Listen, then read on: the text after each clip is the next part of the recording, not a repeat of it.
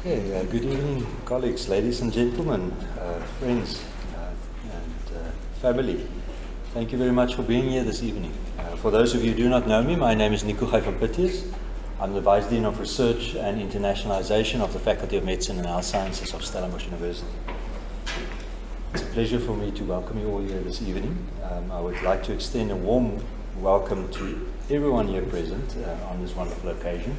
And especially a word of welcome to Professor Stan du Plessis, the COO of Stellenbosch University, Professor Davids, our inaugural lecturer this evening, and Professor Davids' family and friends, his wife Khadija and father-in-law Yusuf Khamaldin, his mother Rahma Davids, his daughter Dr. Tahira Davids and her husband Omar, his son Thabit, who is a final year medical student here at the faculty, his sister Naila and her husband Adnan, his brother Faiz Davids and his wife Dalila, who drove all the way from Port Elizabeth, his brother Fikri and his wife Nasira, his uncle Salim Isaks, his aunt Dr. Faiza Davids, his high school teacher Soraya de Vries and her husband Muhammad, and brothers and sisters-in-law and their families. Also, warm welcome to all guests from outside the university and from within the university, all our colleagues, also from Stellenbosch campus. As you all know, we celebrate inaugural lectures as a very special ceremony in academic life. It's celebrated all over the world in universities over a long period of time. And it is a very special evening to commemorate the inaugural lecturer's appointment to full professorship. A very special moment, celebrates this defining moment in any academic's career when he or she has achieved a significant contribution to their field of their discipline and to the field of science. So the inaugural lecture provides a platform to the inaugural lecturer to tell colleagues who they are, to present the body of research and work that they've done over many years, focusing on their careers. And it's a celebration of achievement. It's a celebration of academic recognition, a special occasion celebrated with friends and family and colleagues within the faculty and outside. And therefore, we're very glad to have you all here this evening to celebrate with Professor Razeen Davids. I hope you enjoy the evening, and I would now like to hand over to Professor Jimmy Vorman, the Dean of our faculty, to please introduce the candidate. Thank you.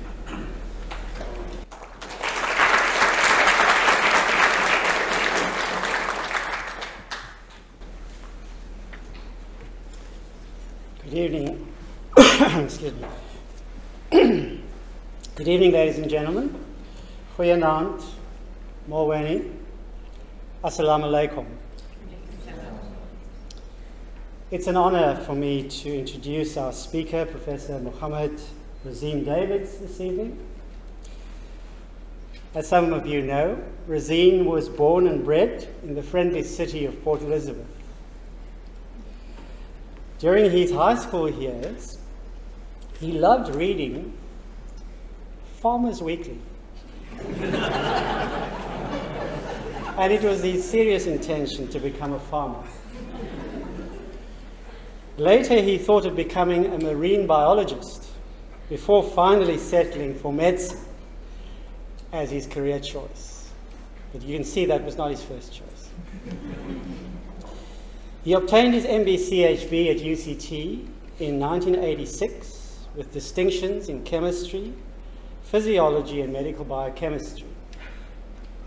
After completing his internship at Livingston Hospital and short stints as medical officer at Kruisjeskeer Hospital and Tygerberg, Razeen decided to specialize in internal medicine. He was awarded the FCP South Africa in 1993, followed by an M.Med in internal medicine, cum laude, from Stellenbosch. Razeen subsequently completed his subspecialty training in nephrology at Tygerberg and registered as a nephrologist in 1999. In 2000, Razeen decided to spread his wings a bit and moved to Canada with his family, spending a year at the University of Toronto as an International Society of Nephrology Fellow. The experience of working on electrolyte and acid-base disorders under the tutelage of Professor Mitch Halperin in Toronto played a huge role in shaping Razeen's subsequent academic career. As a clinician scientist, he has made his mark in several areas, and I'm sure we're all looking forward to hearing more about that this evening. Apart from an ongoing interest in electrolyte and acid-base disorders, his interests include medical education, especially e-learning, and the epidemiology of chronic kidney disease and end-stage renal disease. In 2015, he completed his doctoral studies at Stellenbosch, obtaining a PhD for his dissertation on development and usability evaluation of a multimedia e-learning resource for electrolyte and acid-base disorders. Professor Davids is an NRF-rated scientist with a substantial record of high-profile publications. He has been supervisor to a large number of postgraduate students and has been an invited speaker at several national and international congresses. Since 2014, he has served as associate editor of the African Journal of Nephrology. Razeen was awarded the academic rank of associate professor at Stellenbosch in 2005, became the head of nephrology at Tygerberg in 2006, and achieved the rank of full professor in 2018. Now, in case you're wondering what Professor Davids does when he is not seeing patients or engaging in his various professorial pursuits, the answer is he runs. Razeen describes himself as a keen social runner. Although he focuses mainly on distances up to the half marathon level, he has completed a few full marathons, two Oceans ultramarathons, and one Comrades Marathon. Ladies and gentlemen, please join me in welcoming Professor Davids to the podium to deliver his inaugural lecture.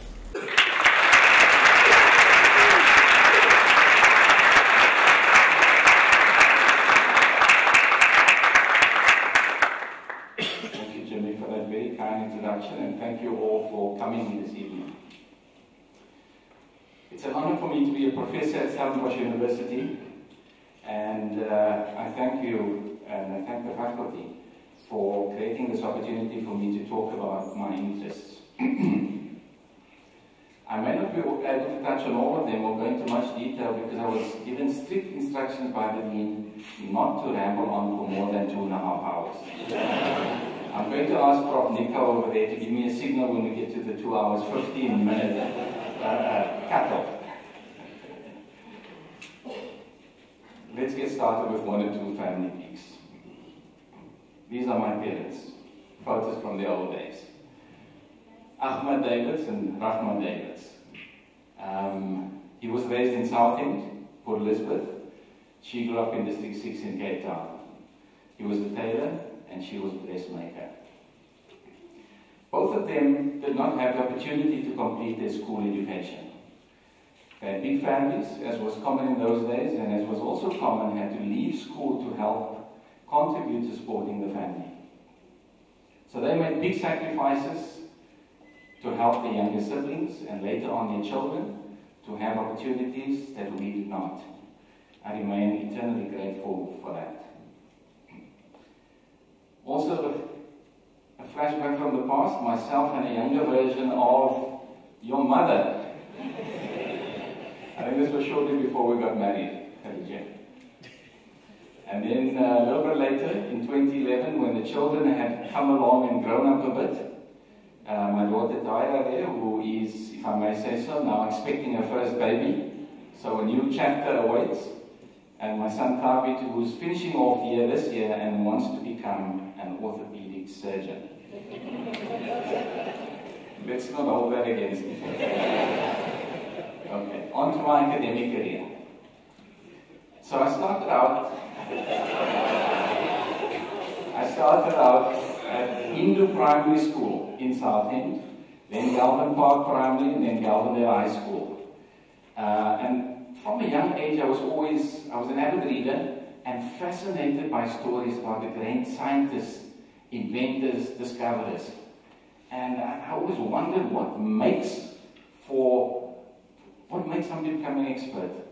Why are some people geniuses? And this is one of my own books, which I kept from my childhood days. This is a Ladybird series on lives of the great scientists. A word or two about my high school career. Galvindale High School. Our motto there is Ad Astra, to the stars. I'd like to mention 3 of my teachers who had a very positive influence on me, and one of them, Mrs. Soraya de Vries, is in the audience today. She was my accountancy teacher and told me that nothing is impossible for the man who's willing to work. Mr. Lawrence Africa, my English teacher, allowed us occasionally to set aside in poetry class Shakespeare and Wordsworth, and he let us analyze the lyrics of George Benson's The Greatest Love of All. Mr. George, Ambrose George, our physics teacher and later our principal, went on to do a PhD. I wrote several books, including one about his battles with depression, and another on the history of Southend. A very vibrant, mixed community, very much like District 6 here in Cape Town, that was eventually destroyed by the Group Areas Act and forced removals. Before I tell you about my time at UCT, let me just confirm what Prof. Jimmy said. There was a time when I wanted to become a farmer and got my parents to buy Farmers Weekly. And when I wanted to be a marine biologist, but I couldn't swim, so I abandoned that one. In any case, before we headed off for UCT in the December holidays after matric, I had a little adventure. A friend and I hitchhiked to Durban for a holiday, from PE to Durban, not to be done anymore. On the way up, got one lift all the way there, had a lovely holiday, but it took us 4 days to get back. And we spent an entire day hitchhiking without getting a lift in Port Shepstone. When it became dark, we became quite worried about our security and where to sleep. So we pitched our two-man tent in a cemetery and slept there. So we went off to UCT, and UCT was quite an adjustment for me. Coming from a poorly resourced coloured school to the big university, perhaps lacking confidence.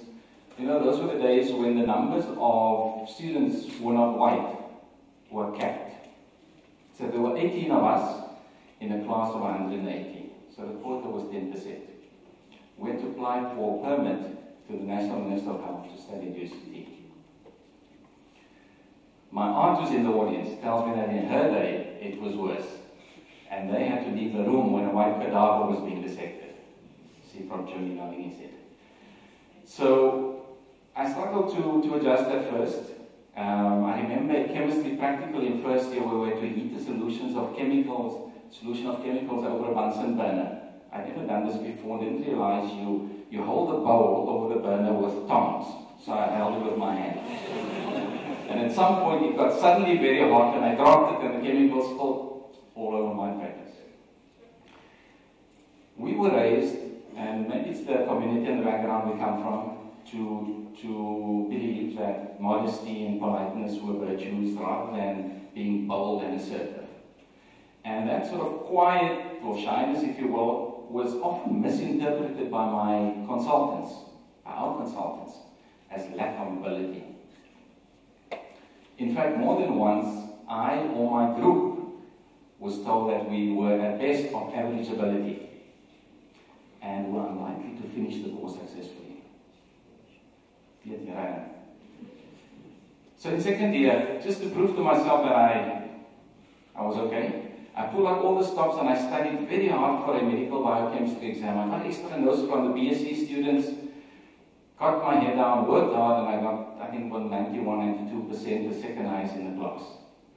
So I knew I was okay, and then I relaxed and dropped down to the 65%. So we had a solid undergraduate education at UCT, experts in many fields, and I was really inspired by the basic scientists, by people like Prof.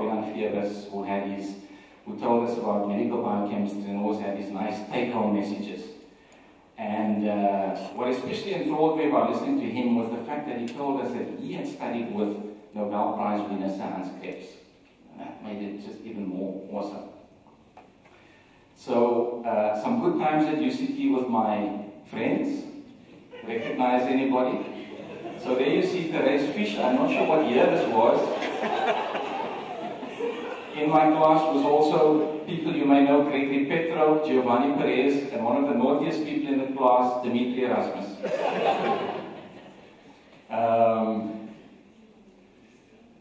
I also got my first taste of research as an undergrad, so I wanted to know what it was like. So I wandered around the campus, poking my heads into people's labs, asking if I could help them. A lot of them chased me away until this guy, Ismail Kola, said, come and help me with my PhD studies. And he was studying the teratogenic effect of cyclophosphamide on mouse embryos. So I helped him with that, and I got to learn a little bit about animals and the animal house and dissecting animals and working with embryos. And I also did my first presentation at a small local congress. The toughest part of the presentation was actually saying the title. The effect of in vivo administration of cyclophosphamide on in vitro post-implantation neuron blastocyst development. That alone should have won me a prize. Okay. So I graduated from UCT and went off for a wonderful internship here at Livingston Hospital. We worked very hard, but learned a lot. People like Pat Naidu, who was the cardiologist, Dr. Basil Brown, and others. And then I came back to Cape Town because, of course, Khadija was there. And I did stints at UCT and at Stellenbosch, and eventually decided to specialize and do my MMed here. And I've never regretted that decision. It was an excellent training period. We had really strong cores of people in almost every unit. For example, in the lung unit, we had Prof. Atti de Kok, James Hupen, followed by Dr. Valke, who's here today. I'm so pleased. Stefans van Eden and Andre Coetzee in the ICU. We even had teaching from Roger Stewart and Fred Matthijs of Physiology. It was really training at a high level. In the renal unit, we had Prof. Musa teaching us nephrology, but also lots of internal medicine and making sure we were sharp enough for the final exams. We had Charles Edelstein, who then went off for a one-year fellowship and never came back. Julian Jacobs, who's here today. Those were my teachers in nephrology. And so it was in the other units as well. So we worked hard, we studied hard. I had great colleagues and friends, Mo Mani and Gerard Walsel, foremost among them. And we helped one another, and I think we contributed to one another's success. So as hard as we studied and worked, we also had lots of fun. And we started a series of sports matches. Before I come to that, one more thing. I'm going to just tell you that this started in mid-1989, and I think I finished the MMed in 1994 thereabouts. A very exciting period, as you'll agree, in South Africa's history. So we lived through that period, and we were all here as registrars when the ANC was unbanned, when Mandela was released, when the hospital wards were integrated, when the CODESA talks took place.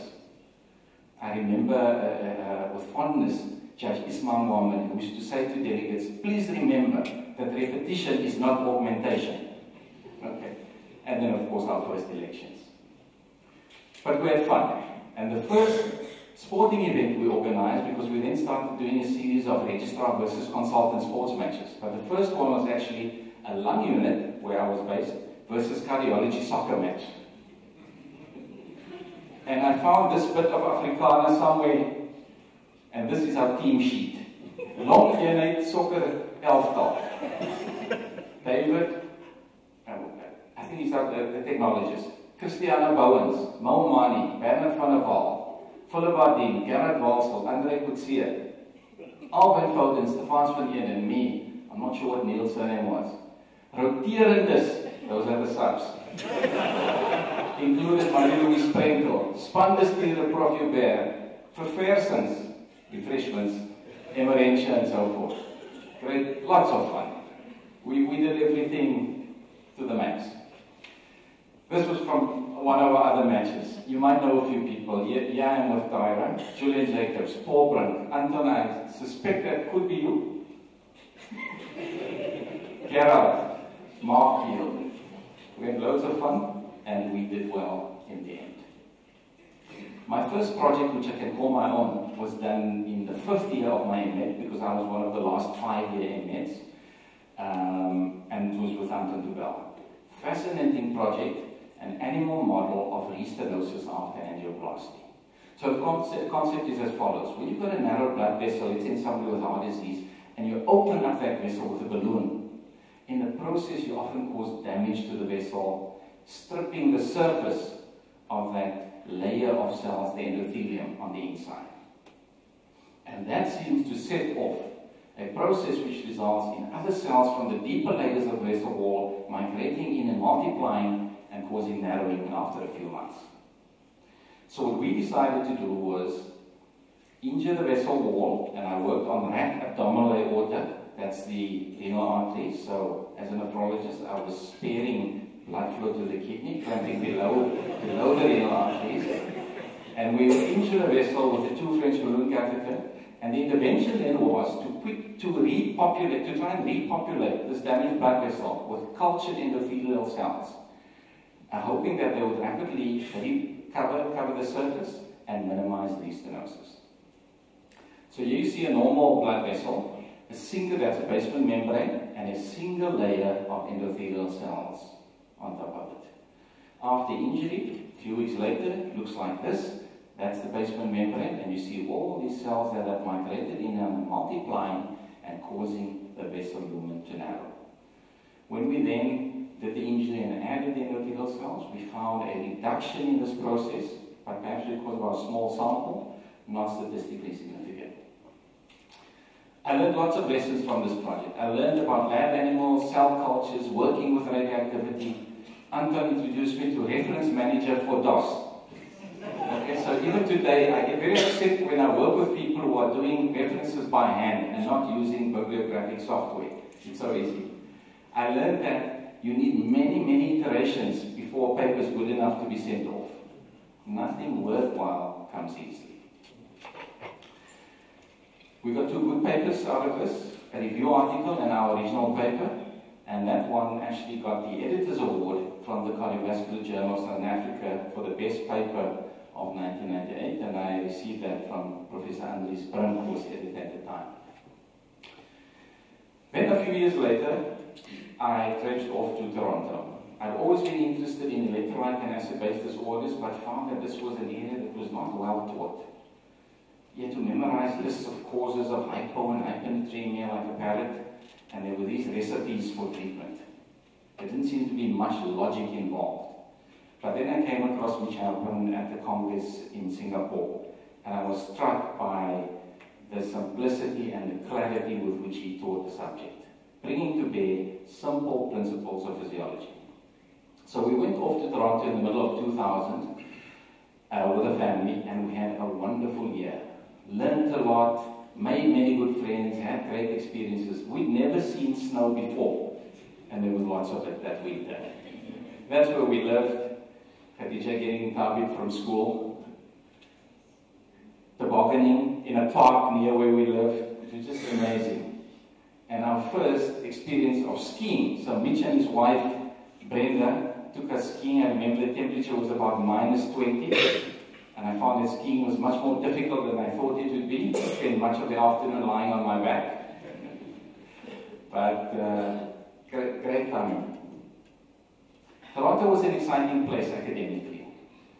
Every week we'd hear experts, world experts, talk to us about various topics. I had the opportunity to listen to Nobel Prize winners like Peter Agre, who won the Nobel Prize for discovering water channels in cell membranes, aquaporins. I heard a talk from the guy who discovered glucagon peptide. All I remember was he said, I've patented it, and I'm going to make a lot of money from it. That's what I remember from his talk. And we spent lots of times in coffee shops around St. Michael's Hospital and in the Eaton Center, working hard, of course, What would happen is Mitch would come in the morning, give us a challenging electrolyte to acid-base problem, and we'd go and sort of grapple with it, and we'd meet over lunch and then we'd have to discuss it. These were problems where the answers were not to be found in books or on the internet or wherever. You had to abandon what you thought you knew, go back to basic principles of physiology and chemistry, and try and solve it. I remember once he said, Razeen, do you know that a seal can stay underwater for 40 minutes? This was while we were fishing, by the way. He said, no. I said, no. He said, would you tell me what physiological adaptations would be required to make that possible? So he was always looking for patterns and for things where other people were not even looking. And this extended to beyond medicine. He would ask me if I had change in my pocket. And then he'd say, before you take out the change, can you predict which coin you are least likely to have? So this was the way his mind worked, all the time. It was exciting. It was also exhausting. These were our lab people, great colleagues. And let me just tell you about one of the small projects we did while I was there. We found an index case of a patient with renal failure, hypercalcemia, metabolic alkalosis. And the only unusual thing was that the person was a frequent user of betel nut. Pan, as it's called in some parts of the world. Now, this is betel nut. It's an alkaloid with mildly stimulant properties, and in some parts of the world, like South Asia and certain parts of Africa, people chew this almost like others chew tobacco. And I did some field work, and I went to the Indian quarter where they sell the stuff, and eventually they started talking to me and telling me, and I learned that it's a bitter nut that happened in this banana leaf, and they use this paste, which they mix in there to take away the bitterness. So I took this off to the lab and started analyzing this paste, baking it in the oven to dry it out, weighing it, and doing various things to figure out what it was. In the process, breaking $1,000 pH meter. But that's what happens when you let the clinician into the lab. And then eventually we wrote this nice paper which has got 40-odd citations. The importance of this is not just for people who use betel nut with all this paste, but the same syndrome develops in people who are taking vitamin D and calcium combinations for osteoporosis. We spoke a lot about teaching when I was there, and I would go along with Mitch when he taught elsewhere, and he'd ask me for feedback. How do you think the session went? And I would say, you're going too fast, you're jumping things, you need to slow down, you need to fill in the gaps, whatever. And then we started thinking, how can we make this physiology-based approach accessible to a wider audience, a worldwide audience? So we did two things.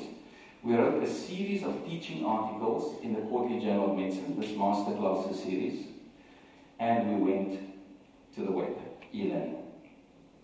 So the master classes paper, and we wrote a whole batch of them over a few years, are really clinical detective stories. So we wrote them like a clinical detective story where the victim was the patient, the scene of the crime was the ICU, and the master detective, we brought a giant from the past to come and help solve the case. Like we bring in Sir Hans Krebs if it was a glucose problem, or Professor McCants if it was a sodium problem. And we got quite a lot of good feedback about this. Not everybody liked it. Some of Mitch's own colleagues thought that was a lot of nonsense, this detective story business. But the editor of the QJM said, very popular, your strategy of having a ghost from the past explain the derangements in patients from the present was inspired. So we got feedback. And then we went the e-learning way. So by this time I developed quite an interest in the internet and e-learning, and I'd done many courses here before going and in Toronto while I was there. And I got certification in doing data-driven websites. I thereafter developed a few websites, including some one for the SA Heart Association and other bodies, Congress websites, including online payment and abstract submission facilities and so forth. And then we spoke about what it means to be an academic and how you assess people and different career paths and that sort of thing. So here are a few quotes about what it means to be an academic, a scholar. Concentrate, perseverance, courage, creativity. I started reading about this and came across Foyer, who says there's the scholarship of discovery, the researcher. There's the teacher. This is the clinician. He spoke about that as the scholar with his sleeves rolled up. But to consider yourself a scholar, if you're working at an academic institution like Stellenbosch University and Tyger Hospital, you need to satisfy these criteria for scholarship. What you do must have clear goals. You've got to prepare, plan, use the right methods. Get some results and disseminate those results, and then reflect on what you can do better next time. So, if you're a teacher or you're a clinician, ask yourself if you're applying this approach to your work. The University of Toronto had a slightly broader view of what scholarship is than I was used to when they consider people for promotion or do performance assessment. And they have this concept of creative professional activity, where they look for evidence of innovation, exemplary practice, leadership, but always wanting evidence of impact. So I went back to South Africa, retained the contacts, kept on working with Mitch, and we still keep in touch with him and with our friends back there. But I started feeling the pressure to do a PhD. I resisted it for a long time, arguing that it's the papers that count. Who reads anybody else's PhD? But I was outnumbered by people around me. And I was eventually, to summarize, told, stop whining and get on with it. So I did. I knew it was going to be tough. So I decided I'll combine my interests. I'm going to do it on something I like and find interesting, and I'll have good mentors. So these were my interests, and I combined it into this topic, which you've heard Prof. Jimmy mention earlier. And Mitch and Yusuf were great mentors during this process. So it was about e-learning, which, as you know, is now mainstream. Lots of potential advantages, and when you design innovative e-learning materials that are interactive, simulations, it promotes active learning and can provide an engaging, even an immersive learning experience. We're not talking about just dumping a PowerPoint on Sunday now. We're talking about making maximum use of electronic medium. When you design these things, it's expensive and it takes a lot of time. And therefore, it's important to make sure that you maximize the educational impact. Now, there's a long list of things you've got to do to ensure that e-learning is successful, but I focused on two things which I thought were missing from the medical e-learning literature, and that was managing cognitive load and ensuring the usability of the user interface. Now, when you hear cognitive load, just think mental strain. Much of what we know about learning and expertise started with research 50 plus years ago with chess players. And what the educational psychologists will do is they take a range of chess players, from grandmasters to novices, and they show them a position like this from the middle game for 5 seconds, and then take it away, and ask them to recreate the position on the board. And of course, as you might imagine, the grandmasters were very good at that, the masters less so, and the novices really struggled. And then what they did was, they took these 24 pieces on the board and scrambled them and placed them in a completely random way, repeated the experiment, and there was no difference between the master, the grandmaster, and the novice. And that led to us realizing that an expert sees things differently. They don't see individual bits of information, a pawn there, a rook there. No. They see chunks of information. Chunks, each of which they've seen many, many times before. So the mind of an expert has got a vast store of domain-specific knowledge that is well organized and interconnected and accessible when he needs it. And we've got to bear that in mind when we teach people, especially when we teach them difficult things. This is Richard Mayer, the world expert on multimedia learning. He's written all of these books, and Yusuf and I went to visit him in Santa Barbara. And he's done a series of experiments that has led us to a certain model of how learning takes place. And this is it. We'll start at the back. This is your long-term memory. That's your hard drive. Unlimited capacity. That's working memory, where all new knowledge gets created, where all the processing happens. It's your RAM, your CPU, of very limited capacity. And this are your input devices, your eyes and your ears. So, text, words can be read and go through your eyes, or it can be heard and go through your ears. Each of these channels operate separately and of limited capacity. And we need to keep this model in mind when we design e-learning or learning materials in general. Even when we do something as simple as a PowerPoint, trim the details, stick to the core concepts. So you do, for example, experiments like this where he's teaching people how lighting works, and he has one version where the text and the picture are close together, where the text and the picture are further apart, where there's a picture there and the text is narration through the years. And then they test these groups of students, and they find that this does best, and then that, and then that. Right?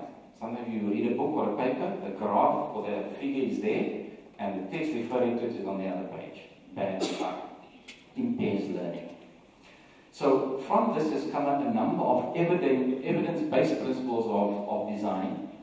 For example, use words and pictures if you can. Present the words as narration, not text, if you can. Put them together. Trim all the unnecessary details. So that's cognitive load. Make it easy. Make it easier. Less is more. What about usability? Usability refers to how easy a piece of technology is to use. A cell phone, a computer, an e-learning application. This is a classic in the discipline. How would you like to pour tea from this kettle? Right? That's what we mean about poor design. Okay? Another classic book in this area, Steve Crux, don't make me think, he says, whatever you design, or even inexperienced users should be able to accomplish their task successfully without needing the manual. I should be able to use a new cell phone without needing the manual. So in the software industry, usability testing is standard. People make a prototype, they test, they find the bugs, they fix, they test. And they go around in circles until they're happy we can ship to the market. It's not common in the e-learning industry, and especially in medical e-learning. We design stuff, we spend lots of time and money, and we throw it at the students or wherever the target audience is. So we developed this, the Electrolyte Workshop, in Flash, and it's got a series of tutorials where we use words and pictures and animation to make this difficult subject of electrolyte and acid-base disorders easier to grasp for our students. I'll just show you one or two little video clips of the animation. So this, for example, says what happens when you get a water load, as might happen with psychogenic polydipsia or marathon runners hyponatremia. And there you see a big water load causing the intracellular fluid volume to increase, sodium goes down and the brain swells. Okay, so that's what the application looks like. And then we have an interactive treatment simulation where you have a patient with chronic hyponatremia and a low sodium, a contracted ECF volume, and you have options for treatment which includes drug, salt, and fluid.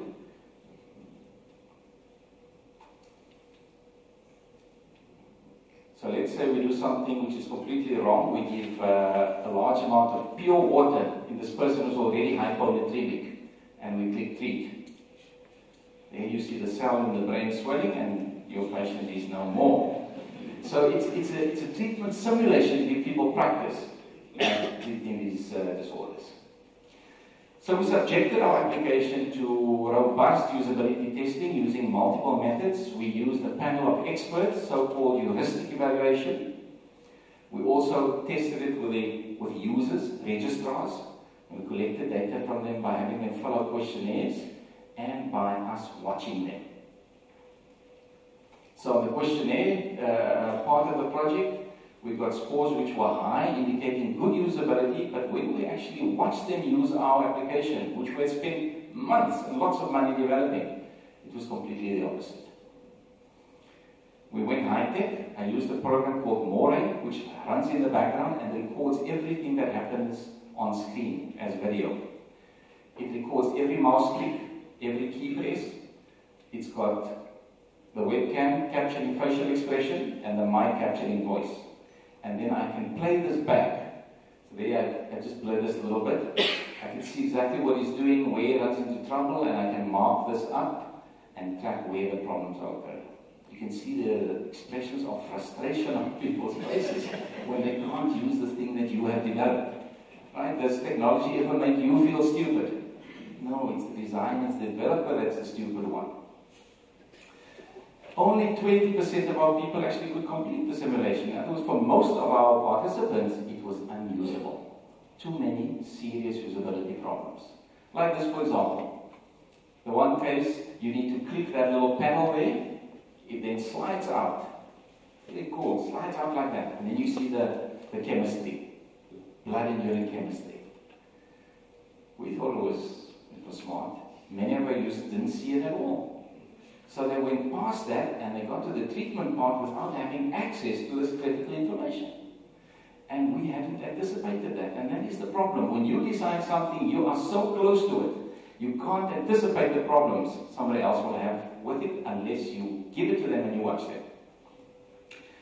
Same here. This person was trying to give 3% saline, didn't quite know how to use a slider. Sliding for a click and drag.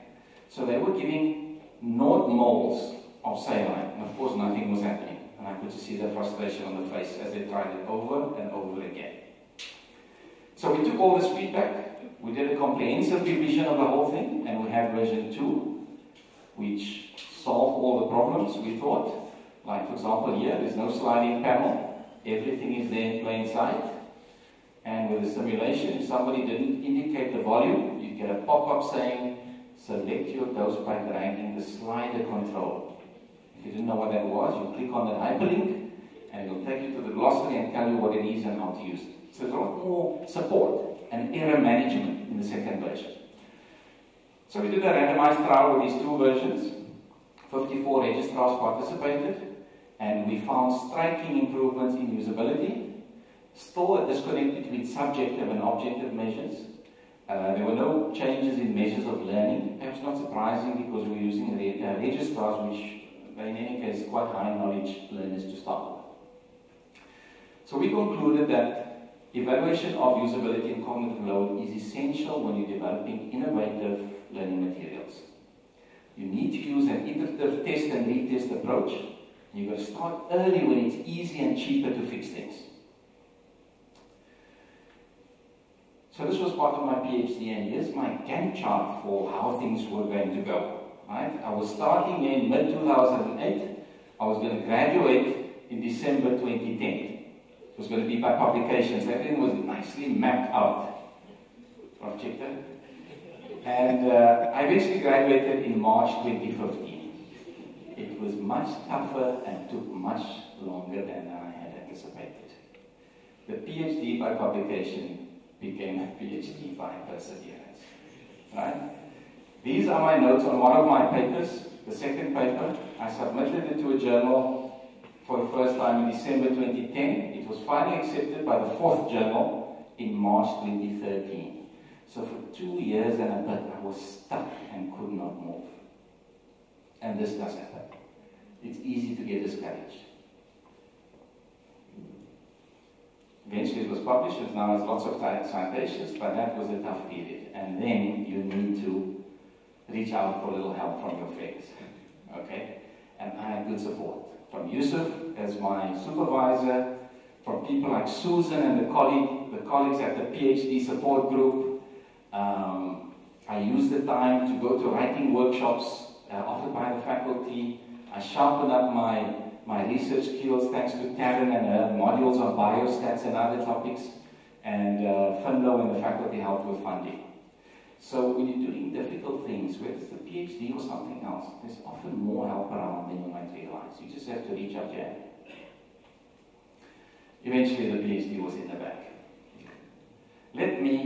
We've done e-learning, we've talked about physiology, let's move to epidemiology and my current focus, which are the renal registries for South Africa and for Africa. Now I have to give you a little bit of background and tell you that chronic kidney disease, CKD, is something which is a huge problem at the moment. Approximately 1 in 10 adults have chronic kidney disease, and the burden is growing. We did this project with Prof. Jimmy and Remy and found a 6% prevalence of CKD in teachers here in Cape Town. Rajiv Erasmus found a prevalence of 17% in Bellville South. Bongani Mayosi in his paper reports that deaths from kidney disease have increased by 67% in this period. So a big problem and getting worse. So we know that CKD or chronic kidney disease is there when we find kidney damage which is present for more than 3 months by finding blood or protein in the urine, poor kidney function on blood tests, or abnormal kidneys on ultrasound. And the things that cause it, that drive it, are things like diabetes and hypertension, HIV and other infections, and it can be a complication of trauma or complicated pregnancies. So all of these factors, especially in Africa, are big drivers of the epidemic of chronic kidney disease. Now CKD worries us because it can lead to end-stage kidney failure, which is fatal unless you treat it with dialysis or transplantation, but it can also give you a much higher chance of having a heart attack or a stroke. Now, if your kidney should fail, your options are nothing and you die, or hemodialysis, where you visit a unit like this 3 times a week and sit on the machine for 4 hours having your blood filtered. Or you get treatment, you do it yourself at home using peritoneal dialysis, where you use the lining, the peritoneum, inside the abdomen as a filter. You run 2 liters of fluid into the abdomen, toxins which the kidneys are able to excrete moves into that fluid, and then you drain it and put in a fresh bag. 4 times a day, 7 days a week. Every type of dialysis has its pros and cons. The best option is transplantation, offers the best quality of life, offers the best length of life, and it's cheaper. Dialysis costs us in the public sector probably around 200,000 per patient per year, and it's an ongoing cost for the life of the patient. Probably up to double that in the private sector, 300,000 to 400,000 per year, and transplantation is about half that amount. This is our first transplant patient. Stellenbosch University and the health faculty was based at Karl Bremer before Tygerberg Hospital was built. And the donor for this young 10-year-old Jonathan van Wyk was Denise Stavel, who also gave the heart for the first heart transplant. They don't talk much about what happened to her other organs, but we got one of her kidneys. Since then, we've done almost 1,000 transplants, and here are some of our patients doing well after being transplanted. Vernon Solomon cycling, Dean Summers going off to the World Transplant Games representing South Africa in golf. And here's a fit with a whole lot of transplant babies born to mothers who had been transplanted. So good outcomes. But because of the cost, renal replacement therapy, which is what we call it, is a story of limited access. Half of the world's dialysis patients are in these 4 countries. And that means that in the rest of the world, there's not much, and it tapers down to almost 0 in Africa. And we've always felt that we're treating too few people, but we've not had the data to back that up. Bringing us to the issue of registries, which can allow you to document the delivery of care, especially disparities, for the sake of eventually improving access to dialysis and transplantation and the quality of that treatment. Now this is a well-known, to nephrologists anyway, International Comparisons Chapter, which the US registry publishes every year, and here they rank from highest to lowest the prevalence of patients on renal replacement therapy per million population. So up at the top are richer countries like the US, Taiwan and Japan. They've got over 2,000 patients per million on treatment. Down below, Bangladesh and the Philippines, 100 and something. What this means is, this is all about access to treatment, not burden of disease. The patients in these countries have simply died. That's why their numbers are so low. No data from Africa for almost 20 years. Eventually the SA Renal Society got fed up and mandated Julian, who's sitting somewhere, and I to get the registry going again. It was a tough job. It took us several years and many false starts. But eventually we have a well-functioning national renal registry, web-based, with centers all over the country submitting data, and we are now publishing regular annual reports. The first one was this, published in 2014 on 2012 data, and that generated quite a bit of media publicity. Quite a good article despite the dramatic headline. And this was then followed by an invitation, or was it the summons, to come to Pretoria and present it to Health Minister Motsoaledi. And that was really an interesting experience. I had an hour with him and his team, showing him the data, and he asked very good questions, like, how come we're not transplanting as much as we did in 1994? Why is there not more utilization of peritoneal dialysis? How can we stop people from getting to the point where their kidneys fail completely and need dialysis and transplant? And this interaction led to him convening a national summit on an effective approach to CKD in South Africa. And I mention this simply to emphasize that these simple numbers, simple registry numbers, can be very powerful. So we had this summit in 2015, and this is the declaration that came out of the summit. And I just want to highlight this statement. The provision for treatment of end-stage kidney disease is currently grossly inadequate in relation to the number of patient requirement. For me, this was a major step forward for government to acknowledge the scope of the problem. We're still waiting for resources to follow, but I think that's a step in the right direction. And Rafik and a few colleagues wrote this up in the SMJ. Let me give you a little bit of data from our latest round of registry data capture. The number of treatment centers that submit data to us are almost 280, and 90% are private sector units. Now bear in mind that people who are covered by medical aid make up 15% of the population. 85% of South Africans are depending on the public sector for their health care. Public sector units haven't changed much since 1994. Look at that. Private sector is booming. How many patients are we treating across the country? About 10,500. Is that a lot or a little? If you work it out per million, it's 187 per million, and that puts us third from bottom. How many should we be treating? Well, let's compare ourselves to countries with a similar or lesser GDP. So here's our rate per million. Indonesia is a poor country, they're at 206. Philippines is poor, 319, and so on. We are not doing as well as we should be. And now we've got the numbers to start putting in front of our politicians and our funders. What about disparities within the country? There's this big public-private disparity. If you look at the rate per million in the public sector, it's 66. It's way down here. Private sector, up there with high-income countries. Unequal country. What about geographical distribution?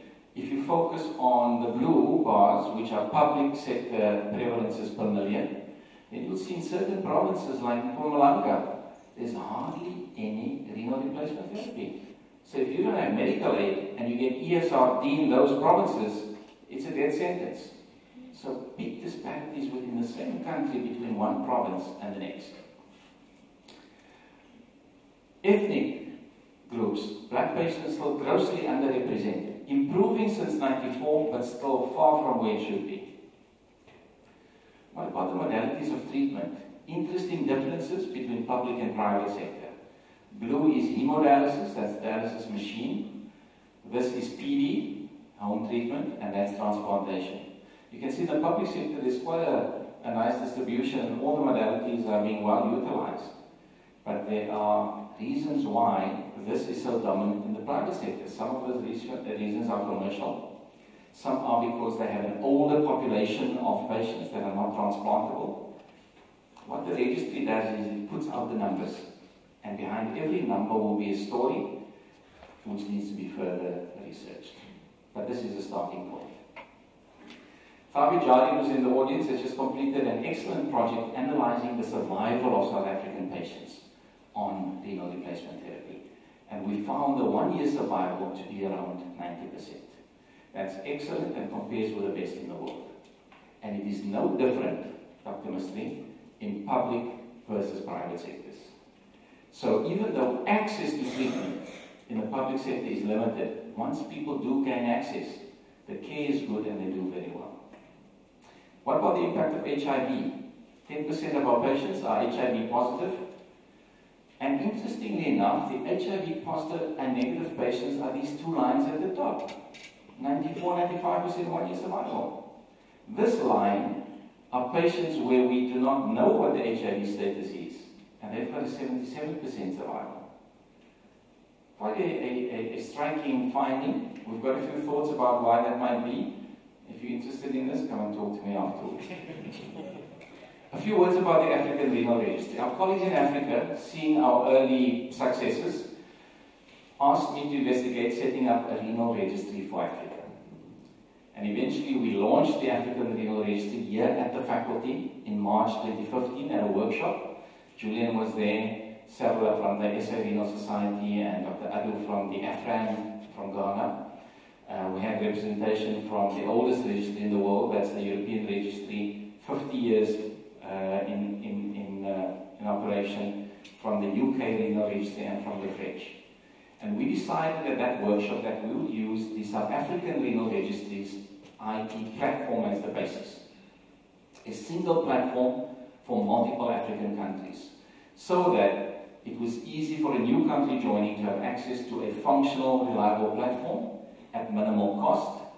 We're using a single data dictionary, making combined analyses and comparisons easy, and we would have a platform for research and training, and there'd be a sense of common purpose if we work together.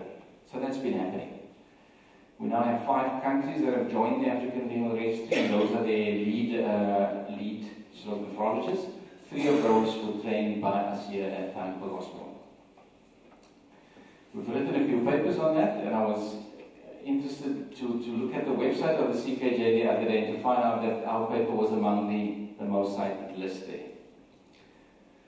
Okay, a few words about my interest in scholarly publishing. I got involved with the African Journal of Nephrology a few years ago, and I'm now the associate editor. It started in Egypt in '97, but not well circulated, not very well cited. It was languishing. What we've done now is we've moved it to a fully online, open access journal, hosted by the university on the Sun Journal's platform, working very well. I've tried my best to track down all the old hard copies and to digitize them and put them in the archive. I'm hoping eventually to have a full record of all the papers ever published since 1997. As far as teaching goes, our focus in nephrology is postgraduate teaching, and we've developed a good record as a good training institution, often having more applications for training than we can accommodate. A strong team, and here you see a few pictures. Here's Rafik with, I think that's Kenneth Kapembo from Zambia on his last ward round. Patricia on her last ward round, Patricia Kasum from Ghana. And this was hot off the press, this was last Monday. Mazar Amirali from Tanzania, we just heard he passed the college certificate exam, so he's a newly minted nephrologist, going back home soon. We've trained lots of people from various countries. So far we've trained 26 nephrologists. 12 of them are South Africans, and many of the nephrology services around in the Cape, in the private sector, are run by people who are trained here. They do good work and are highly respected by their colleagues. And I'm pleased that there are 1 or 2 of them in the audience today. Our international fellows, likewise, we've got 14 that we've trained from various countries, as you see there, and they've done very well once they go home. Elliot Cannon from Ghana got a faculty award a few years ago. Here you see him at an international congress with his poster. Lisan Saifu was the first fellow. Rafik brought him from Ethiopia, and he's now president of the Kidney Society. Emmanuel Agabar, I taught him nephrology, but I couldn't get him to get rid of his fear of water. Yeah, got him into my pool and he would not swim. He's now a professor and head of nephrology at JOS in Nigeria. Dheeraj Manandar has just finished a stint as president of the Society of Internal Medicine of Nepal. So our fellows do really well once they leave here and go back home. Often they go to countries where there aren't any or many nephrologists, so the impact is huge. I've had the opportunity to do some teaching abroad, 2 visits as an ISN educational ambassador to Nepal and Ghana, and 1 visit as a visiting professor to St. George's Hospital, University of London. This is from the ISN's website about the Ghana visit. Here you see students grappling with electrolyte and acid-base problems, because I believe in learning by doing, problem solving. Our fellows, you know all about that. St. George's Hospital. And this was a wonderful visit to Kathmandu with Dr. Manandar there. I had good interaction on that visit with nursing staff, with undergraduate students, some more problem solving, lunch with the undergrads, some local food, and then a lovely 2-day trek in the mountains. Beautiful. Let me come to the last part of my talk. I have to tell you a little bit about my running adventures. Now, I'm not a natural athlete, although I love sports. At school, I played soccer, cricket, table tennis, chess. I haven't played one rugby match. Just once. They made me a hooker. I didn't realize that was like a booby trap or something. So I'm not a fast runner, I don't have natural speed or natural endurance, but I enjoy running, and I must thank Abu Maulana for getting me to come to the club, and Coach Farouk over there, and Pinar if he's here, for teaching me to run. Now, if any of you are reluctantly contemplating running, but a bit intimidated, the books of John Bingham, he says about his first marathon, the miracle was not that I finished. The miracle was that I had the courage to start. He also says when you head out on a long run or a long race, start out easy and then slow down. So if you think about running, but it seems tough, he's the guy. So running for me has been great because I'm very lucky. The whole family does it. It's time with the family, and we sometimes make it into a weekend somewhere. There you see my son-in-law Umar, you know the children. My father-in-law Yusuf Hamildin ran the 42K Cape Town Marathon a couple of weeks ago. He's 78 years old. So there's some inspiration to get off the couch. Okay. For a short while, I was the fastest runner in the family. Until the eldest drove a 10K. And I didn't realize it, but Thabit was stalking me for several kilometers, and then he raced past me in the final 100 meters to beat me. No respect for that. After that, I could not beat him again. I'm showing you this. I'm running in the rain. This is 4 kilo, 15K, I think my first 4 kilo. Soaking wet, freezing cold, but having lots of fun. When you do something, go for it, boots and all. Make sure that, think about your goals, and if you really want to do it, you've got to take the pain. You've got to go for it. Make sure those goals are your goals and not somebody else's. So even though I'm not a talented runner, I do enjoy it. And this was great fun. Made some good friends. That's my good friend Momani, who's also an occasional runner. And 2 of our fellows running with me last year at the Medical 10. This is the 2.5K running route we mapped out here on campus. The construction has messed it up a bit. We need to get it sorted out. And this was at our launch with Coach Farouk and a few of the colleagues. Every 4K we've marked out.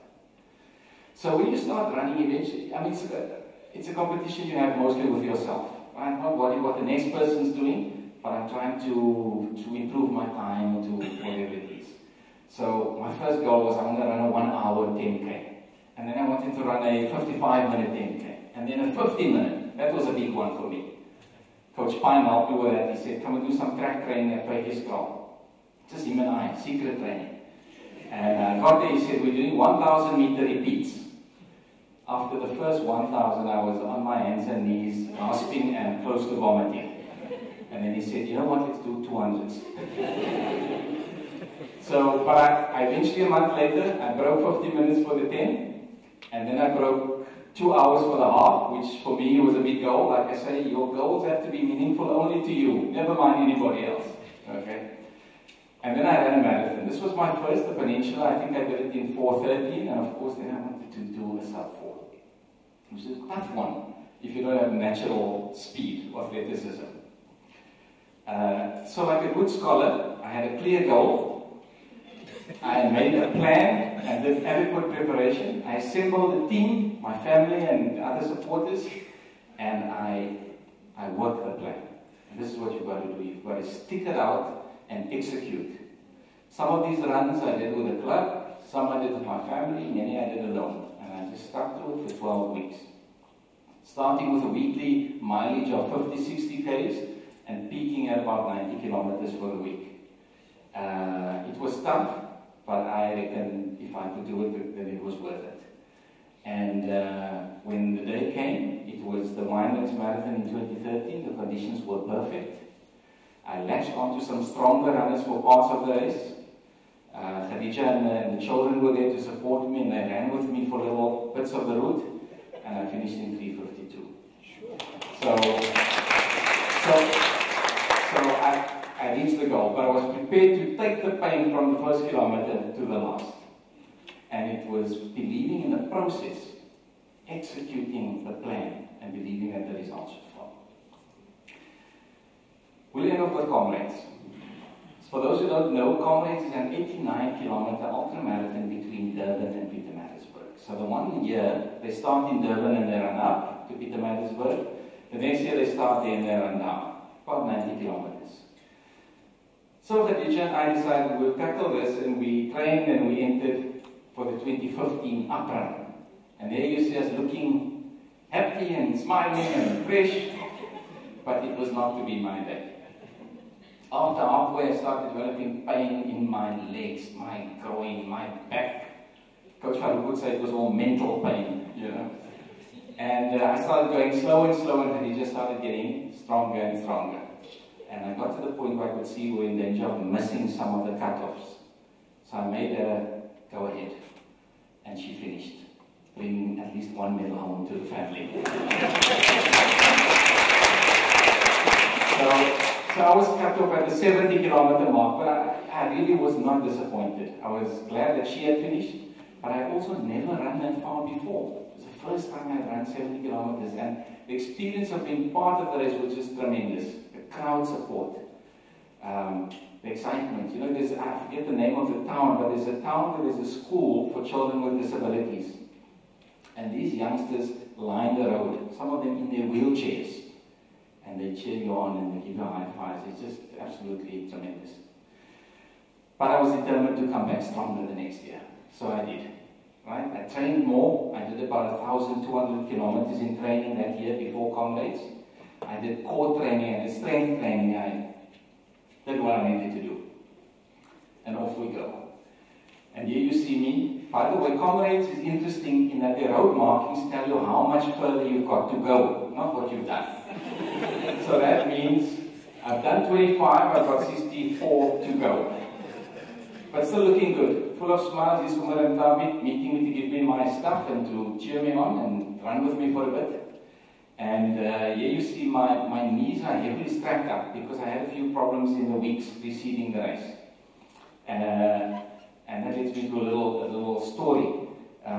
You know, the spectators along Route are fantastic. They're offering you oranges and baked potato and salty chips and stuff. So I was running along, and I saw the spectator there rubbing this white stuff onto this guy's shoulder.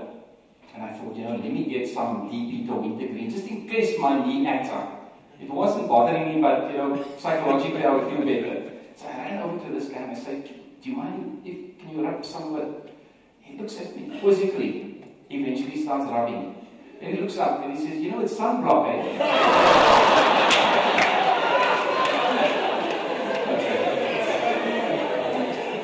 Anyway, you know, those things just keep you going.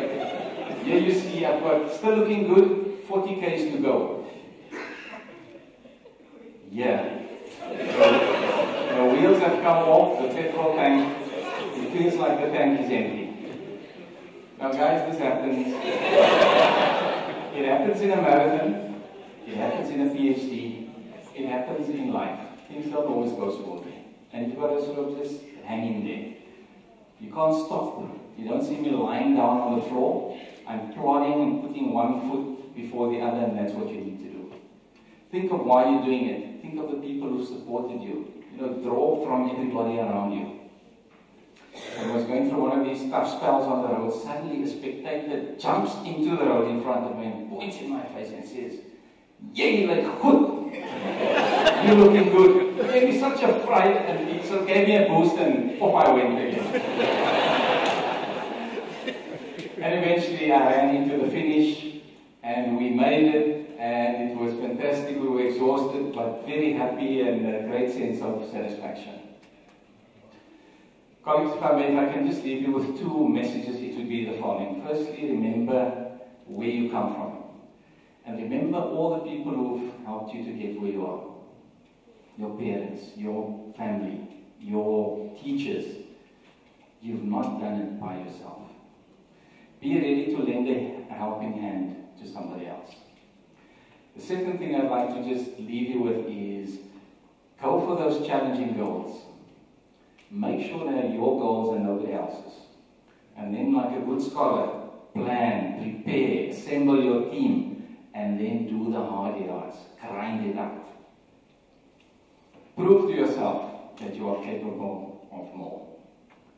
And keep doing these things from time to time, whether it's starting a PhD or just signing up for Talent's Biostats 1 module, or downloading Duolingo and learning a new language, or something.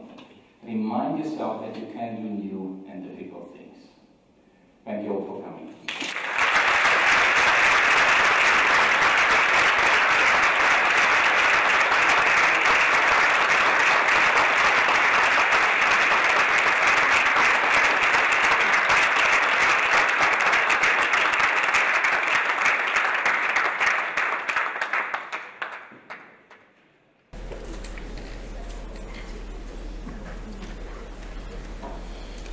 Thank you, Professor Davids. Colleagues, I think you can agree with me that that was a wonderful lecture. Very thought-provoking and inspiring. In my readings of inaugural lectures in the past, I've read that these things don't always work out as people think it does. An inaugural lecture of an inaugural address has been known to be called a man whose learning was not very great and whose mind was not very powerful. And another inaugural lecture was simply passed off a strange medley of stuff without any method of connection, and in most rich, barbarous Latin style. It's also very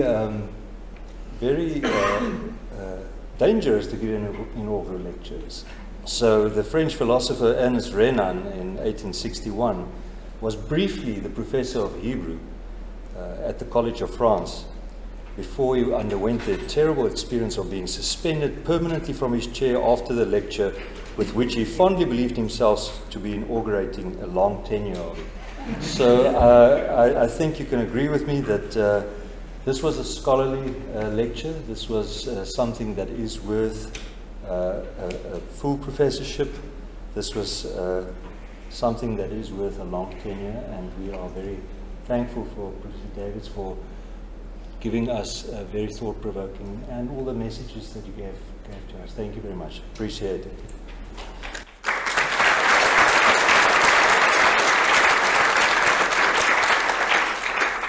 So, colleagues and friends, so all that remains for me is to thank the organizers of this evening for their hard work, the people from the Marketing and Communications Office, Megan, and the other colleagues there, Mr. Manuel Sambu for the audiovisual assistance, Justin Alberts for the videography of tonight's lecture, and everyone else who has contributed to making this a wonderful evening. I declare now the proceedings closed, and I would like to invite you all for some refreshments outside in the foyer. There's also a bound copy of Professor Davids' lecture available in English on a table in the foyer, and you're welcome to take a copy. And thank you very much for coming. Enjoy the rest of the evening and drive safe. Thank you.